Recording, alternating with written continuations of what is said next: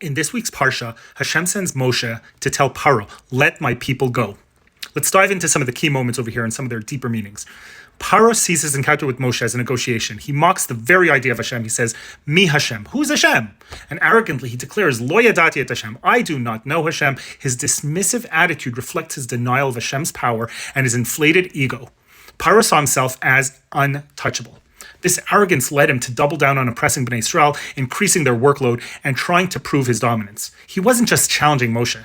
He was challenging Hashem. Moshe warned Paro repeatedly about the consequences of his actions, but Paro wouldn't listen. Then came the first plague, blood.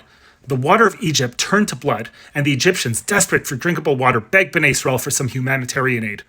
Egypt, once a land of abundance, began its collapse. Next came the frogs. Paro was overwhelmed. He pleaded with Moshe to stop it.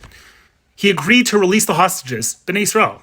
But as soon as the frogs disappeared, Paro's heart hardened again. The third plague was lice, marked a turning point. Even Paro's experts admitted that this is the finger of Hashem, yet Paro's arrogance blinded him and he refused to change. With each plague, this pattern repeated. Moshe warned Paro, who ignored him, even as Hashem sent clear messages through plagues. Imagine, roof knockers or leaflets all over Egypt and over the palace and pyramids. Yet Paro wouldn't budge.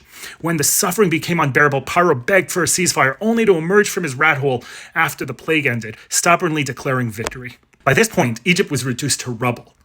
What was once thriving lay in ruins. Still, Hashem spared Paro, saying, I could have wiped you off the map, but I've kept you alive to show you my power so that the world will speak of my greatness. Hashem's goal wasn't just to punish Paro, but to reveal his authority. Some people see Hashem's hand in the world immediately. Others, it takes a miracle. And for others, many miracles.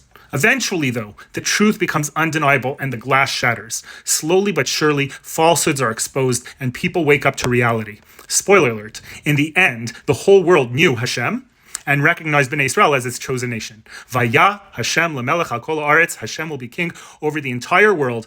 Bayamim ahem, bazman hazeh. Good Shabbos.